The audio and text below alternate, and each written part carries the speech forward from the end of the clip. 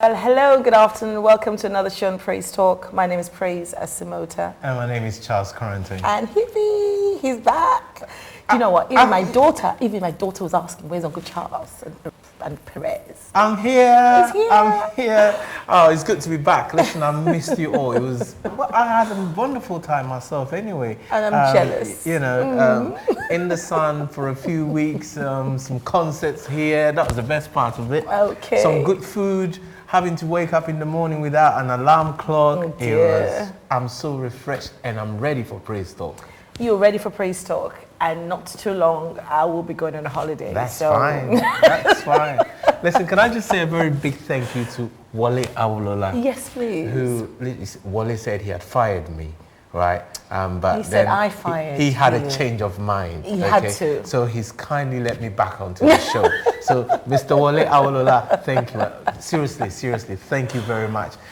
He did quite a good job. And I thought, I was watching the program. Yes, I was watching in case you thought I wasn't. Okay. And I thought, wow, he is doing a brilliant job. So next time, get ready. He's not as good as you, I must say. So. No, that's not true, man. He needs to find another show to go on. And so shall I fire him? Yes, please. And all right, Wale, you are hired. But hey, we've got a fantastic show ahead of us. I hope you've had a wonderful week. Whatever challenges that you might have been through, you're here and we are here in the comfort of your home. My first guest for this afternoon is somebody that I have known over the years. He has been an instrument of celebration in my life, and today is my turn to celebrate him and to feature some of the things that God has allowed him to achieve over the years and what is currently happening, in his life and what he's given out to the next generation. But until then, who have you got on? I have also got on. He's a man that I refer to as a gospel heavyweight, originally from Zimbabwe, but now based in Texas, the US of A. Okay. And now his name is Dr. Comfort Manyami. Now, when I refer to him as a doctor, these days it's quite easy for everybody to be a doctor. You didn't hear me say that. I didn't. All right. But this man is actually, he studied to that level. Okay. So done his first degree, done his second degree, and done, did I say second degree? You did say that, that's fine. Postgraduate. And then he's also done his PhD. But that's not why he's here. He's here because of the love that he has for the Lord. And the fact that he's making such an impression in the gospel world, and especially if you come from Zimbabwe, you know about him. And the rest of the world, if you haven't heard of him yet, get ready. Okay. So we're going to go on a short music break and we'll be right back after this. Okay, so sorry. This is for someone out there. You're all alone. You think nobody loves you. Listen. When you walk away and turn your back with my arms still open wide, you don't see the pain that comes my way as you run away and hide. I can see your pain and feel your shame as you cry every night. You see, you need to know this ain't for show. I need you to understand. I will always love you. My love for you is oh so true. Forever love you, no matter what you're going through. Always love you. My love for you is oh so true.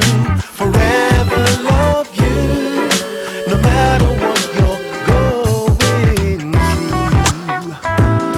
Oh so true. My love for you is oh so true. Why don't you take my hand and don't be sad? It's all gonna be okay. Just let it go, don't break the flow. We can start all over again. My love for you is oh so true. For you I sacrificed.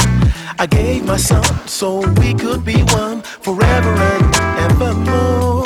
I will always love you. Love for you is oh so true. Forever love you, no matter what you're going through.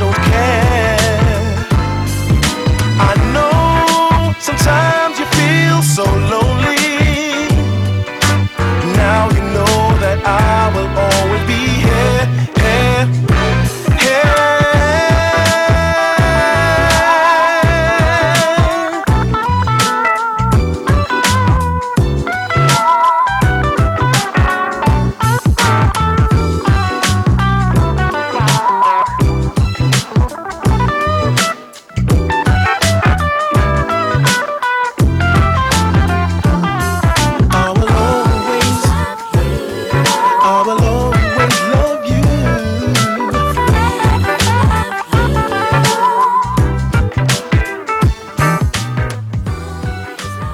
Pleroma Magazine, your #1 Christian magazine featuring inspirational articles from the pulpit, finance and planning, music review, events and interviews from the Christian community.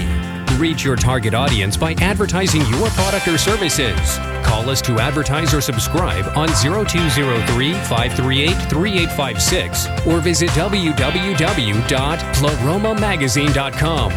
You can follow us on www.facebook.com/Pleroma Magazine, twitter.com/Pleroma Magazine.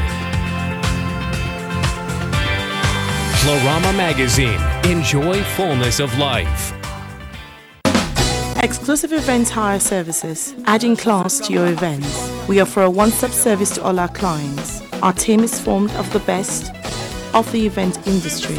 It would be our pleasure to put our extensive experience and expertise to work for you. We manage and plan weddings, birthdays, christenings, anniversaries, celebration, parties, team building events, and many more. Today for a quotation on 0207 064 9929 or 07540 254 342 or 07956 821 246. Or visit us on our website at www.eehireservices.co.uk.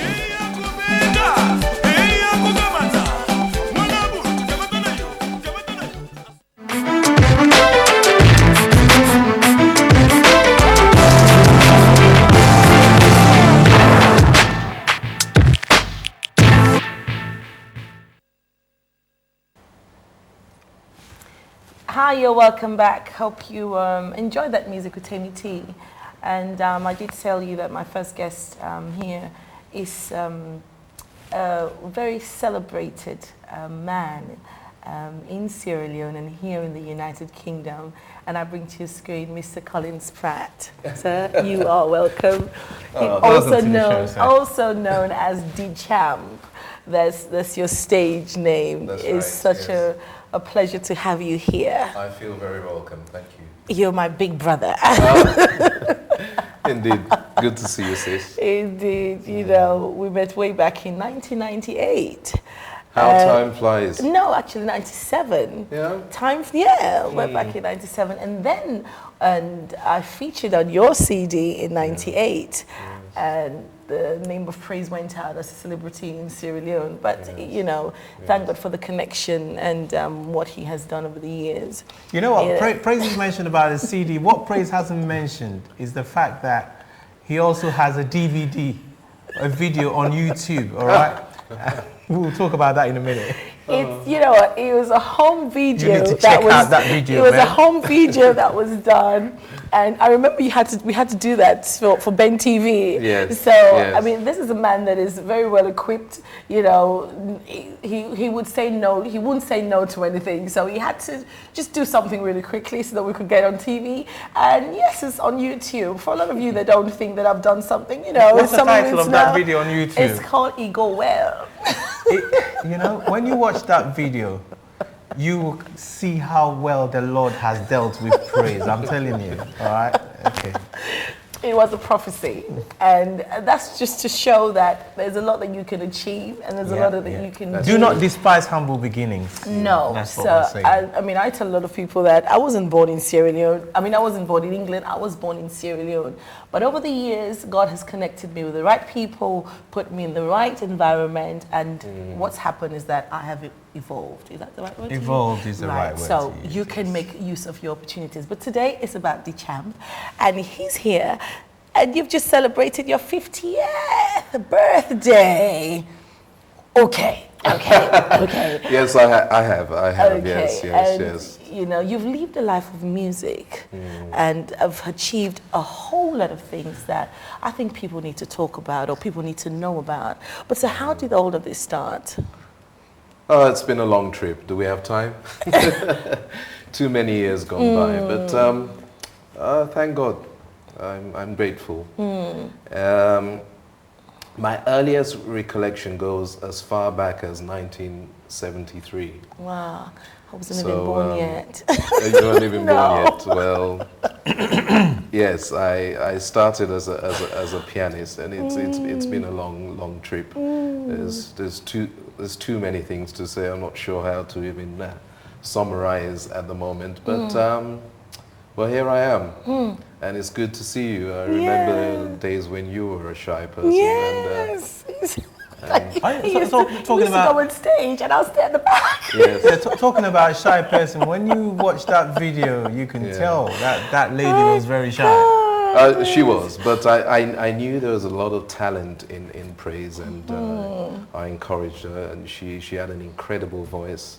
And I said, look, we've got to do some work. Yeah. Yes, and thank you. We became a national name. It was a big hit, especially at the time of the war in Sierra Leone. Yeah. I think that's probably the most touching side of the work that we did. Yeah. But you know, there's something that people don't know, and which is why I take a lot of, it's quite easy for me to take criticism. Because I remember working with you in the studio, and I would do some things, and he would outright say to me, this is rubbish. Can we do that again? Okay, I think you need some food. Okay, I think we need to take a break. But you were, you were quite straight to the point. But what it did was that it helped me, and which is something that some people can't take. If you were to outright just tell somebody off right there and then that I don't think you're singing, I don't think you're ready for this right now. You know, people get offended. But it helped me to grow, you know, to rethink on things and make sure that I was able to produce quality, you know.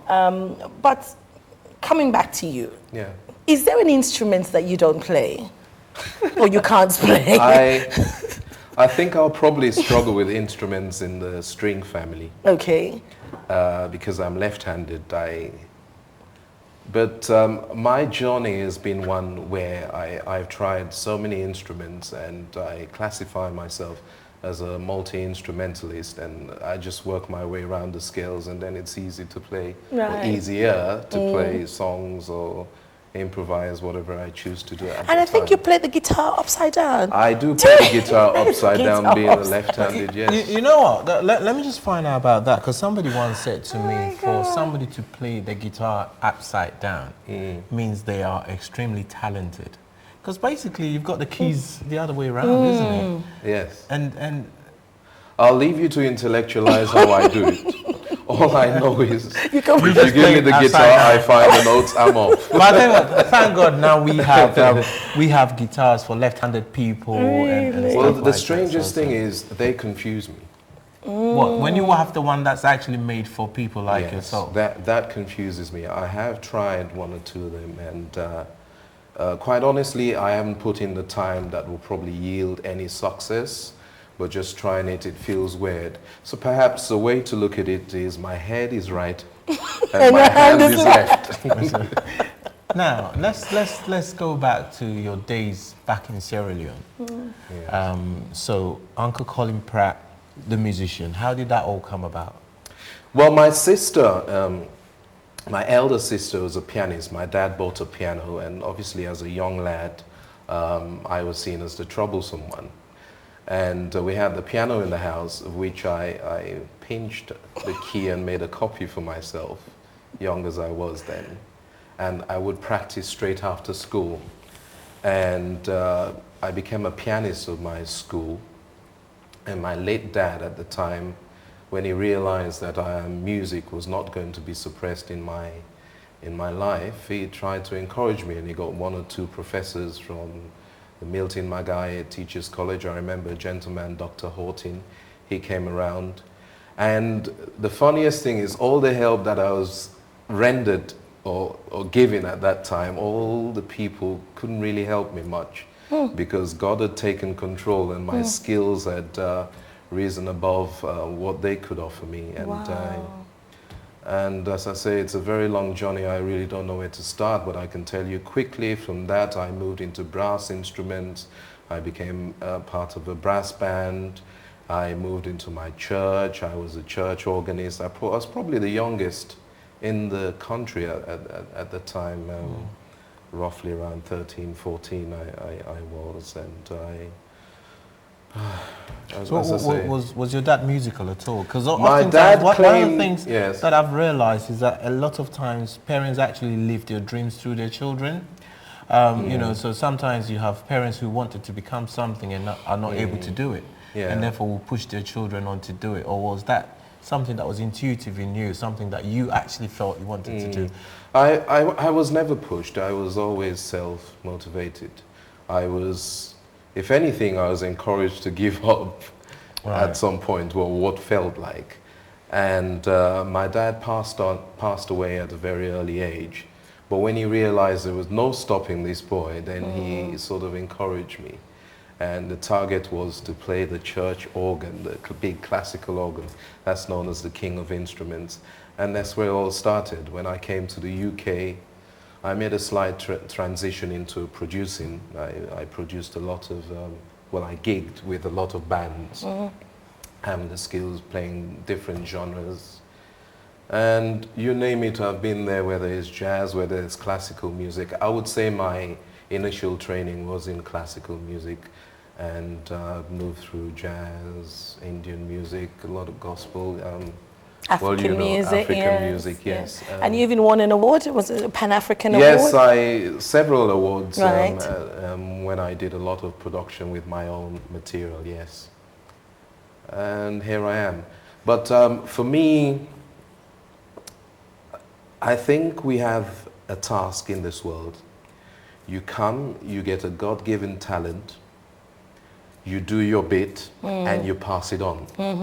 So the reason I don't want to dwell a lot on what I've done, and rather more the present, is for about 8, 9, coming up, 9, 10 years now, I've devoted more of my life in passing it on. To the next generation. Yes, and the joy that I get from teaching, it's incredible. It's so filled with joy. I really don't miss the stage anymore, because I see young ones learn, and they bring me so much joy and happiness, and I'm so happy.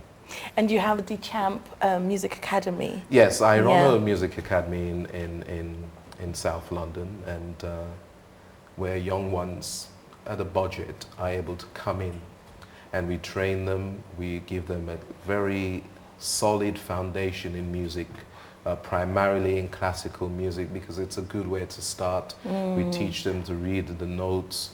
We put them through music exams, and again, my weeks are just filled with, or my days are just filled with joy. You're talking about passing it on, and earlier on we saw your son actually doing some amazing stuff on the saxophone. So can I just congratulate you for that? Oh, thank you. When I see young people doing that, I must admit, the Bible says we should not covet, all right? Yes. But I am jealous of young people like that. Because you know why? Because when I was in primary school, my dad took me to the house of the man who actually wrote the Ghana national anthem. Oh, is that his right? house, Yeah. Philip Beho's house. And he was a pianist. My dad took me to learn how to play the piano. Okay. And I've never resented anything more than that. I used to turn up. The man used to pay money, and I used to just drop me off there. And I tell you what, I would sit in the lesson for an hour.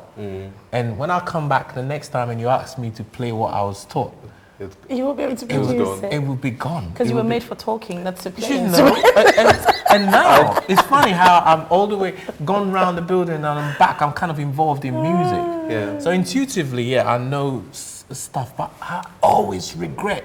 And I'm sure, well, my dad's not. You're not alone. Yeah, my dad's A not here at lot the of moment. people, I mean But, so many people. I tell you what, that man yeah. wasted his money, and now I regret that I did not take advantage of that. So well done for trying to get your son and Well, he's picked it up it's as the well. least I can do. I mean, when he was a baby, I couldn't communicate. A lot of people carry babies and they talk to them, and for me, it's so virtual. I couldn't do it, and all I could communicate was rhythm. I started off playing drum patterns on my belly, and his rhythmic senses were developed eventually. By that, that was the first surprise that I noticed. And we would sing, because I couldn't really talk to a little baby carrying him like that. I thought you were going to say you played drums on your wife's belly. No, not right. This was after he was born. Yeah, so I think those were the beginnings of his musical stimulus, and he's done very well. He started off as a percussionist. He could play the bongos, and then I thought, hang on, there's a lot to this boy. He moved on to the drum kit. We had him playing in church at a very, very early age.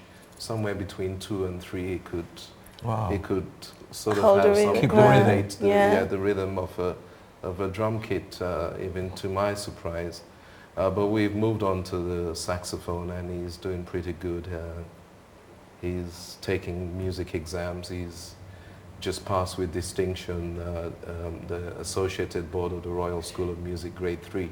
Well, yes, and he's 8.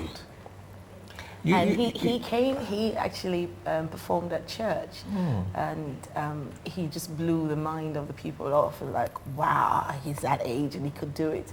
And my reason for doing that day was for people to know that you're never too young to learn, you know, and it's only a mind over matter thing.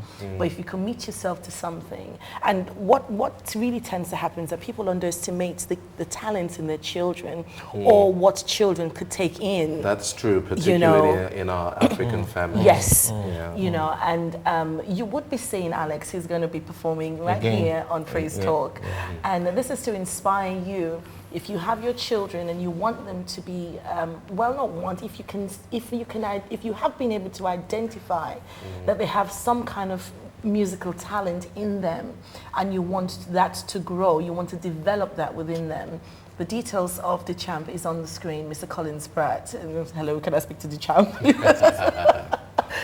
That's his stage name, but his name is Collins Pratt. You can contact him, and he'll give you details of the academy. It's within Southeast London, and he mentioned that it's quite affordable.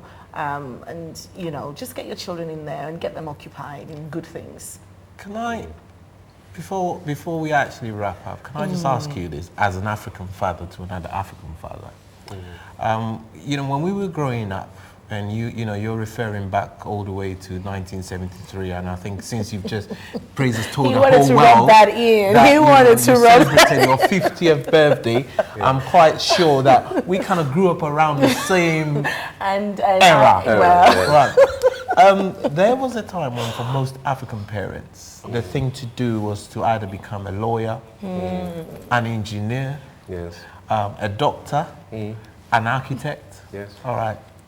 What do you have to say to African parents in that respect? Because from my perspective, what somebody once said to me, and I sat down and I actually thought about it, and I thought, that's true. He said to me, the most successful people, or people who are very successful in their field, are people who actually see their work as hobbies.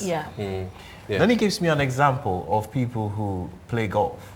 And play football. People who play football. And earn money. And people who drive racing cars. And all of, what's your advice in that respect?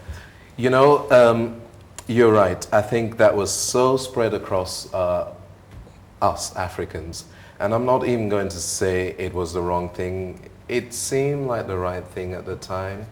I think maybe some of our folks were just short-visioned.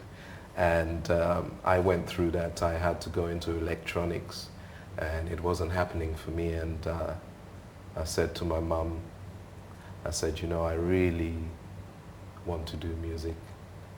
And she said, if that's what you want to do, I give you my blessing. You see, the mothers are usually understanding. Yes. It's the fathers. No way. You know. So what can you say to the fathers now? Well, like I said, it was probably the thing at the time. I remember playing in a brass band when a friend of my late dad saw me playing the trumpet in a marching band.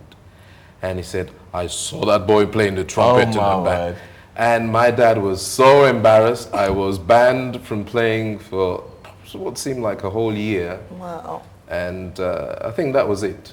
He wasn't having it. He wasn't having it back in the day. God bless his soul. Dad, you did the right thing. You know, there's something I was actually want to and want you to say. Just so we have a few minutes, but you just mentioned something about communication, and I could think back in conversation we've had previously about different methods and how people can communicate to their children. Alex, obviously, he's your son. I'm sure there would have been times when he would have thrown tantrums and not wanting to do what you wanted him to do, or, you know, I don't want to play this instrument or that. Now, how have you been able to